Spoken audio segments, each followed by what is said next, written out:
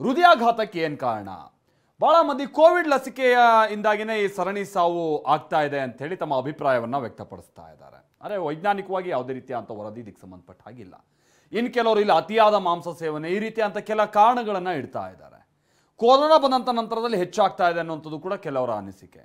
So ಹೃದಯಾಘಾತಕ್ಕೆ ಬಲಿಯಾಗ್ತಾ ಇರೋರ ಸಂಖ್ಯೆ ದಿನದಿಂದ ದಿನಕ್ಕೆ ಏರಿಕೆ ಅಂತೂ ಆಗ್ತಾ ಇದೆ. ಅದು ಸ್ಟ್ಯಾಟಿಸ್ಟಿಕಲಿ ಭಾಳ ಕ್ಲಿಯರ್ ಆಗಿ ಗೊತ್ತಾಗ್ತಾ ಇದೆ. ಈಗ ತಾಂತ್ರಿಕ ಸಮಿತಿ ವರದಿ, ಆ ವರದಿ ಬಂದಿದ್ದು ಅದರಲ್ಲೂ ಕೂಡ ಕೆಲ ನಾವು ಗಮನ ಹರಿಸಬೇಕಾದಂಥ ಸಂಗತಿಗಳು ಬಹಳ ಇದೆ.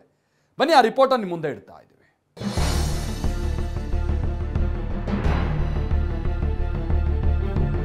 ವಯಸ್ಸಿನ ಲೆಕ್ಕವಿಲ್ಲ, ಸುಳಿವುಗಳು ಅರ್ಥವೂ ಆಗ್ತಿಲ್ಲ.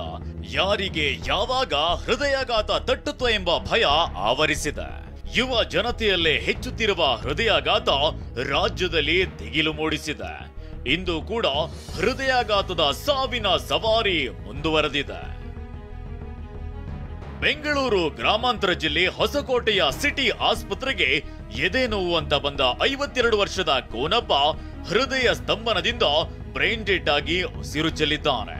ಬೇರೆ ಆಸ್ಪತ್ರೆಗೆ ಕರೆದೊಯ್ಯುವಾಗಲೇ ಪ್ರಾಣ ಬಿಟ್ಟಿದ್ದಾರೆ.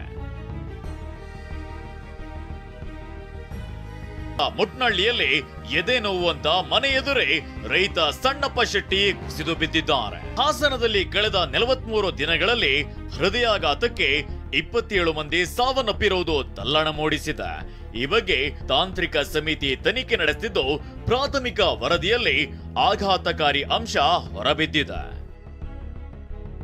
ಹಾಸನದಲ್ಲಿ ಸರಣಿ ಹೃದಯಾಘಾತದ ಪ್ರಾಥಮಿಕ ವರದಿಯನ್ನ ತಾಂತ್ರಿಕ ಸಮಿತಿ ಸಿದ್ಧಪಡಿಸಿದ್ದು ಅತಿಯಾದ ಬೊಜ್ಜು, ಮಾಂಸ ಸೇವನೆ, ಮದ್ಯಪಾನವೇ ಹೃದಯಾಘಾತಕ್ಕೆ ಕಾರಣ ಎನ್ನಲಾಗ್ತಿದೆ.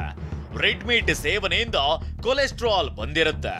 ಅನ್ಕಂಟ್ರೋಲ್ಡ್ ಕೊಲೆಸ್ಟ್ರಾಲ್ ನಿಂದ ಹೃದಯಾಘಾತ ಆಗಿರುವ ಸಾಧ್ಯತೆ ಇದೆ ಅಂತ ತಜ್ಞರು ಅಂದಾಜು ಮಾಡಿದ್ದು ಹೃದಯಾಘಾತಕ್ಕೆ ಇದೇ ಮುಖ್ಯ ಕಾರಣ ಎನ್ನಲಾಗ್ತಿದೆ.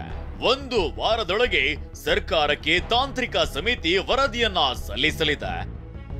ಜಿಲ್ಲಾ ಆರೋಗ್ಯಾಧಿಕಾರಿ ಅನಿಲ್ ನೇತೃತ್ವದ ತನಿಖೆ ತಂಡ ಮೃತರ ಮನೆಗಳಿಗೆಲ್ಲ ತೆರಳಿ ಮಾಹಿತಿಯನ್ನ ಕಲೆ ಹಾಕ್ತಿದೆ. ಕೋವಿಡ್ ಲಸಿಕೆಗೂ ಹೃದಯಾಘಾತಕ್ಕೂ ಸಂಬಂಧವಿಲ್ಲ. ಐಸಿಎಂಆರ್ ಎಐಎಂಎಸ್ ಅಧ್ಯಯನ ವರದಿಯಲ್ಲಿ ಆತಂಕಗಳಿಗೆ ತೆರೆ. ಹೃದಯಾಘಾತ ಪ್ರಕರಣಗಳು ಹೆಚ್ಚುತ್ತಿರೋದಕ್ಕೆ ಕೊರೋನಾ ಲಸಿಕೆ ಕಾರಣವಾಯ್ತಾ ಅನ್ನೋ ಪ್ರಶ್ನೆ, ಅನುಮಾನ, ಆತಂಕಗಳಿಗೆ ಕಾರಣವಾಗಿತ್ತು. ಆದ್ರೆ ಐಸಿಎಂಆರ್ ಎಐಎಂಎಸ್ ಅಧ್ಯಯನ ವರದಿ ಕೋವಿಡ್ ಲಸಿಕೆಯಿಂದ ಹಾರ್ಟ್ ಅಟ್ಯಾಕ್ ಆಗೋದಿಲ್ಲ ಅಂತ ಹೇಳಿದೆ. ಈಗ ಆಲ್ರೆಡಿ ಐಸಿಎಂಆರ್ ಸ್ಟಡೀಸ್ ಮಾಡಿದ್ದಾರೆ 2021ರಿಂದ 2023 ತನಕ.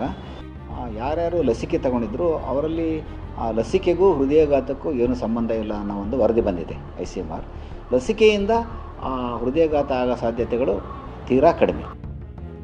ಸರಣಿ ಹೃದಯಾಘಾತಗಳಿಂದ ಹಾಸನ ಜಿಲ್ಲೆ ಜನರು ಕೂಡ ಭೀತಿಗೊಂಡಿದ್ದಾರೆ. ಜಿಲ್ಲೆ ಜನರಲ್ಲಿ ಆರೋಗ್ಯ ಕಾಳಜಿ ದಿಢೀರ್ ಹೆಚ್ಚಾಗಿದ್ದು ಪಾರ್ಕ್, ಸ್ಟೇಡಿಯಂಗಳಲ್ಲಿ ವಾಕಿಂಗ್, ಜಾಗಿಂಗ್ ಮಾಡೋರ ಸಂಖ್ಯೆಯೂ ಹೆಚ್ಚಿದೆ. Bureau report, TV9.